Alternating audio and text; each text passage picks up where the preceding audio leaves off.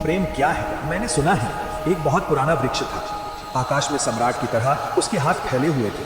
उस पर फूल आते थे तो दूर दूर से पक्षी सुगंध लेने आते। उस पर फल लगते थे तो तितलियां उड़ती। उसकी छाया, उसके फैले हाथ, हवाओं में उसका वो खड़ा रूप आकाश में बड़ा सुंदर था। एक छोटा बच्चा उसकी छाया में रोज खेलने आता था और उस बड़े वृक्ष को उस छोटे बच्चे से प्रेम हो गया। बड़ों को छोटों से प्रेम हो सकता है अगर बड़ों को पता ना हो कि हम बड़े हैं। वृक्ष को कोई पता नहीं था कि मैं बड़ा हूं। ये पता सिर्फ आदमी को होता है, इसलिए उसका प्रेम हो गया। अहंकार हमेशा अपने से बड़ों को प्रेम करने की कोशिश करता है। अहंकार हमेशा अपने से बड़ों से संबंध जोड़ता है। प्रेम के लिए कोई बड़ा छोटा नहीं, जो आ जाए उसी से संबंध जुड़ जाता है। वो एक छोटा सा बच्चा खेलता था उस वृक्ष के पास। उस वृक्ष का उससे प्रेम हो गया, लेकिन बड़ा भी अधिकार रूप में ही था, बच्चा ही था। तो वृक्ष अपनी शाखाएं उसके लिए नीचे झुकाता ताकि वो नीचे झुकाए, ताकि वो फल तोड़ सके, फूल तोड़ सके। प्रेम हमेशा झुकने को राजी है, अहंकार कभी भी झुकने को राजी नहीं है। अहंकार के पास जाएंगे तो अहंकार के हाथ और ऊपर उठ जाएंगे ताकि आप उन्हें छू ना सकें, क्योंकि जिसे छू लिया जाए वो छोटा आदमी है, जिसे ना छुआ जा सके, दूर सिंहासन पर दिल्ली में हो, वो बड़ा आदमी है। वो वृक्ष की शाखाएं नीचे झुकाती जब वो बच्चा खेलता हुआ आता, और जब बच्चा उसके फूल तोड़ लेता तो वो वृक्ष बहुत खुश होता। उसके प्राण आनंद से भर जाते। प्रेम जब भी कुछ ले पाता है तब खुश हो जाता है। अहंकार जब भी कुछ ले पाता है तभी खुश होता है। फिर वो बच्चा बड़ा होने लगा। वो कभी उसकी छाया में सोता, कभी उसकी फल खाता, कभी उसके फूलों का ताज बनाकर पहनता और जंगल का सम्राट हो जाता। प्रेम के फूल जिसके पास भी बरसते हैं वही सम्राट हो जाता है, और जहां भी अहंकार गिरता है वहीं सब अंधेरा हो जाता है। आदमी दीन और दरिद्र हो जाता है। वो लड़का फूलों का ताज पहनता और नाचता, और वो वृक्ष बहुत खुश होता। उसके प्राण आनंद से भर जाते, हवाएं सनसनाती और वो गीत गाता। फिर लड़का और बड़ा हुआ। वो वृक्ष के ऊपर भी चढ़ने लगा, उसकी शाखाओं से झूलने भी लगा। वो उसकी शाखाओं पर विश्वास भी करता और वृक्ष बहुत आनंदित होता। प्रेम आनंदित होता है जब प्रेम किसी के लिए छाया बन जाता है। अहंकार आनंदित होता है जब किसी की छाया छीन लेता है। लेकिन लड़का बड़ा होता चला गया, दिन बढ़ते चले गए। जब लड़का बड़ा हो गया तो उसे और दूसरे काम भी दुनिया में आ गए। महत्वाकांक्षाएं आ गई। उसे परीक्षाएं पास करनी थी, उसे मित्रों को जीतना था। वो फिर कभी कभी आता, कभी नहीं भी आता, लेकिन वृक्ष उसकी प्रतीक्षा करता कि वो आए, वो आए। उसके सारे प्राण पुकारते कि आओ, आओ। प्रेम निरंतर प्रतीक्षा करता है कि आओ, आओ। प्रेम एक प्रतीक्षा है, एक अवेटिंग है, लेकिन वो कभी आता, कभी नहीं आता, तो वृक्ष उदास हो जाता। प्रेम की एक ही उदासी है, जब वो बांट नहीं पाता तो उदास हो जाता है, जब वो दे नहीं पाता तो उदास हो जाता है। और प्रेम की एक ही धन्यता है कि जब वो बांट देता है, लुटा देता है, तो वो आनंदित हो जाता है। फिर लड़का और बड़ा होता चला गया और वृक्ष के पास आने के दिन कम होते चले गए। जो आदमी जितना बड़ा होता चला जाता है महत्वाकांक्षा के जगत में, प्रेम के निकट आने की सुविधा उतनी ही कम होती चली जाती है। उस लड़के की एम्बिशन, महत्वाकांक्षा बढ़ रही थी। कहाँ वृक्ष, कहाँ जाना। फिर एक दिन वहां से निकलता था तो वृक्ष ने उसे कहा, सुनो। हवाओं में उसकी आवाज गूंजी कि सुनो, तुम आते नहीं, मैं प्रतीक्षा करता हूँ, मैं तुम्हारे लिए प्रतीक्षा करता हूँ, राह देखता हूँ, बाट जोहता हूँ। उस लड़के ने कहा, है तुम्हारे पास जो मैं आऊं? मुझे रुपये चाहिए। हमेशा अहंकार पूछता है कि क्या है तुम्हारे पास जो मैं आऊं। अहंकार मांगता है कि कुछ हो तो मैं आऊं, ना कुछ हो तो आने की कोई जरूरत नहीं। अहंकार एक प्रयोजन है, एक पर्पस है। प्रयोजन पूरा होता है तो मैं आऊं, अगर कोई प्रयोजन ना हो तो आने की जरूरत क्या है। और प्रेम निष्प्रयोजन है। प्रेम का कोई प्रयोजन नहीं। प्रेम अपने में ही अपना प्रयोजन है, वो बिल्कुल पर्पसलेस है। वृक्ष तो चौंक गया। उसने कहा कि तुम तभी आओगे जब मैं कुछ तुम्हें दे सकूं।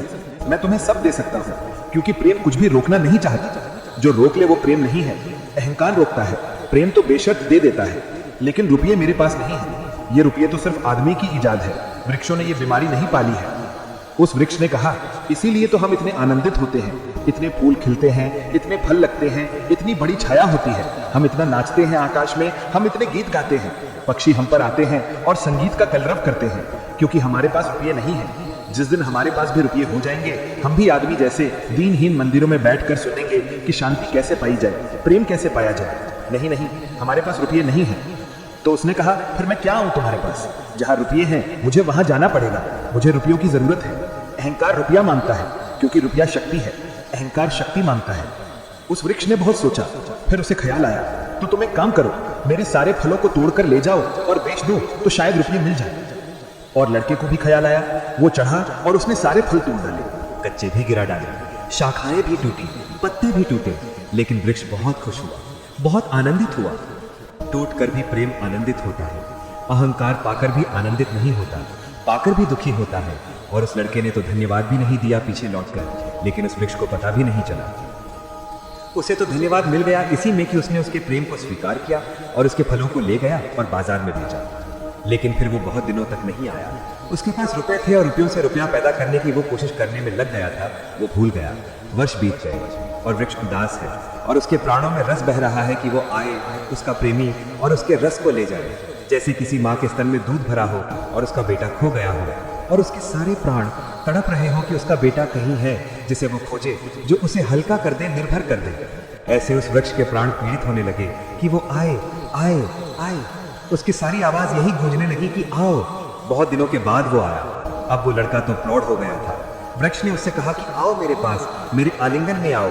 उसने कहा छोड़ो ये बकवास, ये बचपन की बातें हैं। अहंकार प्रेम को पागलपन समझता है, बचपन की बातें समझता है। उस वृक्ष ने कहा आओ मेरी डालियों से झूलो, नाचो। उसने कहा अब मैं पिन्नल की बातें नहीं, मुझे एक मकान बनाना है। मकान दे सकते हो तुम? वृक्ष ने कहा मकान? हम तो बिना मकान के ही रहते हैं। मकान में तो सिर्फ आदमी रहता है, दुनिया में और कोई मकान में नहीं रहता, सिर्फ आदमी रहता है। सो देखते हो आदमी की हालत, मकान में रहने वाले आदमी की हालत। उसके मकान जितने बड़े होते जाते हैं, आदमी उतना छोटा होता चला जाता है। हम तो बिना मकान के रहते हैं। लेकिन एक बात हो सकती है कि तुम मेरी शाखाओं को काट कर ले जाओ तो शायद तुम मकान बना लो। और वो प्रौढ़ कुल्हाड़ी लेकर आ गया और उसने वृक्ष की शाखाएं काट डाली। वृक्ष एक ठोंठ रह गया, नंगा, लेकिन वृक्ष बहुत आनंदित था। प्रेम सदा आनंदित है, चाहे उसके अंग भी कट जाए, लेकिन कोई ले जाए, कोई ले जाए, कोई बांट ले, कोई सम्मिलित हो जाए, साझीदार हो जाए। और उस लड़के ने तो पीछे लौट कर भी नहीं देखा। उसने मकान बना लिया और वक्त गुजरता गया। वो ठूठ रहे देखता, वो चिल्लाना चाहता, लेकिन अब उसके पास पत्ते भी नहीं थे, शाखाएं भी नहीं थी। हवाएं आती और वो बोल भी न पाता, बुला भी न पाता, लेकिन उसके प्राणों में तो एक ही गूंज थी कि आओ आओ। और बहुत दिन बीत गए। तब वो बूढ़ा आदमी हो गया था वो बच्चा। वो निकल रहा था पास से, वृक्ष के पास आकर खड़ा हो गया। तो वृक्ष ने पूछा क्या कर सकता हूँ और मैं तुम्हारे लिए? तुम बहुत दिनों बाद आए। उसने कहा तुम क्या कर सकोगे? मुझे दूर देश जाना है धन कमाने के लिए, मुझे एक नाव की जरूरत है। तो उसने कहा तुम मुझे काट लो तो मेरी इस पीड़ा से नाव बन जाएगी और मैं बहुत धन्य हूंगा कि मैं तुम्हारी नाव बन सकूं और तुम्हें दूर देश ले जा सकूं। लेकिन तुम जल्दी लौट आना और सकुशल लौट आना, मैं तुम्हारी प्रतीक्षा करूंगा। और उसने आरे से उस वृक्ष को काट डाला। तब वो एक छोटा सा ठूंठ रह गया और वो दूर यात्रा पर निकल गया। और वो ठूंठ भी प्रतीक्षा करता रहा कि वो आए आए, लेकिन अब उसके पास कुछ भी नहीं है देने को। शायद वो नहीं आएगा, क्योंकि अहंकार वहीं आता है जहां कुछ पाने को। और उसने आरे से उस वृक्ष को काट डाला। तब वो एक छोटा सा ठूंठ रह गया और वो दूर यात्रा पर निकल गया। और वो ठूंठ भी प्रतीक्षा करता रहा कि वो आए आए, लेकिन अब उसके पास कुछ भी नहीं है देने को। शायद वो नहीं आएगा, क्योंकि अहंकार वहीं आता है जहां कुछ पाने को, अहंकार वहां नहीं जाता जहां कुछ पाने को नहीं है। मैं उस ठूंठ के पास एक रात मेहमान हुआ था, तो वो ठूंठ मुझसे बोला कि वो मेरा मित्र अब तक नहीं आया और मुझे बड़ी पीड़ा होती है कि कहीं नाव डूब ना गई हो, कहीं वो भटक ना गया हो, कहीं दूर किसी किनारे पर विदेश में कहीं भूल ना गया हो, कहीं वो डूब ना गया हो, कहीं वो समाप्त ना हो गया हो। एक खबर भर कोई मुझे ला दे, अब मैं मरने के करीब हूँ। एक खबर भर आ जाए कि वो सकुशल है, फिर कोई बात नहीं, फिर सब ठीक है। अब तो मेरे पास देने को कुछ भी नहीं है, इसलिए बुलाई मैं नहीं करता हूँ। अब वो आएगा तब भी मैं देने को कुछ नहीं है तो शायद वो नहीं आएगा, क्योंकि वो लेने की भाषा समझता है। अहंकार लेने की भाषा है, प्रेम देने की भाषा है। इससे ज्यादा और कुछ मैं नहीं करूँगा। जीवन एक ऐसा वृक्ष बन जाए और उस वृक्ष की शाखाएं अनंत तक फैल जाएं, सब उसकी छाया में हो और सब तक उसकी बाहें फैल जाएं, तो पता चल सकता है कि प्रेम क्या है। हम सब एक अदृश्य साम्राज्य में रहते हैं, जहां असली ताकत धन में नहीं, शरीर में नहीं, बल्कि मन की क्षमता में होती है। जिसका दिमाग धारदार है वही राजा है, जिसका दिमाग भ्रमित है वही कैदी है। बाहरी दुनिया में असली लड़ाई बहुत कम होती है। सबसे बड़े युद्ध चुपचाप भीतर लड़े जाते हैं। संदेह बनाम दृढ़ता, सपने बनाम आलस, विश्वास बनाम डर, सत्य बनाम भ्रम। जीवन हमेशा जीत उसी को देता है जिसने अपने भीतरी साम्राज्य पर सत्ता जमा ली हो। आज जो तुम सुनोगे वो सिर्फ प्रेरक बात नहीं है, ये एक मनोवैज्ञानिक हथियार है जिसे समझ लो तो दुनिया समझनी बंद हो जाएगी और तुम्हें मानने लगेगी। एक युवक था अर्नब, सपने ऊंचे पर सोच छोटी, जुनून गहरा पर अनुशासन कमजोर, दिल अच्छा पर दिमाग आसानी से टूटने वाला। वो हमेशा कहता था कि दुनिया बदल जाए तो जीवन आसान हो जाए, लेकिन असली तथ्य ये था दुनिया बदलने वाली नहीं थी, बदलना सिर्फ उसे था। उसकी सबसे बड़ी समस्या उसकी सोच थी। वो जो गलती थी उसे किस्मत मान लेता और जो रुकावट थी उसे भाग्य का निर्णय समझ लेता। लोग उसका फायदा उठाते, उसके निर्णयों को घुमाते, उसकी अच्छाई को हथियार की तरह इस्तेमाल करते।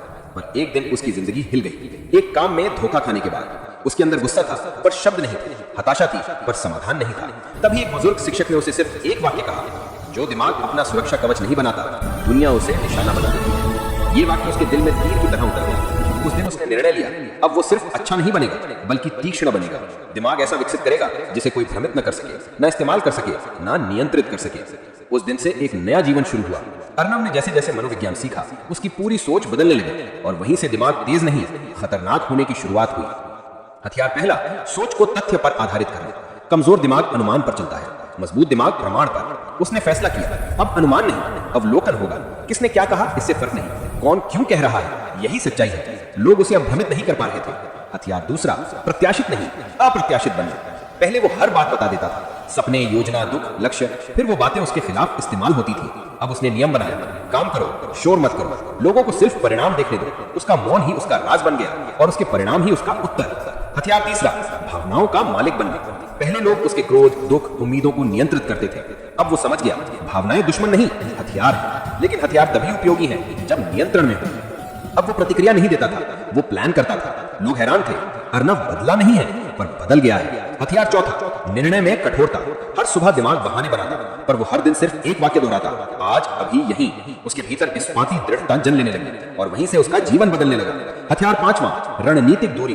पहले वो अपना सब कुछ शेयर करता था, अब उसने समझा हर कोई खुशी में साथी होता है पर हर कोई विश्वसनीय नहीं होता। वो नर्म रहा व्यवहार में पर सख्त रहा निर्णयों में। यही संतुलन उसे अजेय बना गया। हथियार छठा, स्वयं को अनिवार्य बनाना। उसने खुद से पूछा, मेरी कौन सी क्षमता दुनिया रोक नहीं सकती। उसने हर दिन खुद को उस दिशा में तराशा। धीरे धीरे वो ऐसा व्यक्ति बन गया जिसे हटाना आसान नहीं था, चाहे पसंद हो या ना हो। हथियार सातवां, शांत क्रोध। उसके अपमान और असफलताएं अब दर्द नहीं थी, ईंधन थी। उसे किसी को हराना नहीं था, उसे खुद को जीतना था। और यही मानसिकता उसकी शक्ति बन गई। जब उसके भीतर ये परिवर्तन स्थिर हो गए तो दुनिया की प्रतिक्रिया खुद बदल गई। जो लोग उसे हल्के में लेते थे अब उससे सावधानी से बात करते थे। जो लोग उसे नियंत्रित करते थे अब उसकी उपस्थिति से ही असहज हो जाते थे। जो लोग उसे नजरअंदाज करते थे अब उसकी राय लेते थे। ये जादू नहीं था, ये दिमाग की धार थी। एक दिन वही बुजुर्ग शिक्षक फिर मिले। उन्होंने पूछा, तो कैसा लग रहा है राजा बने बिना राज करने में?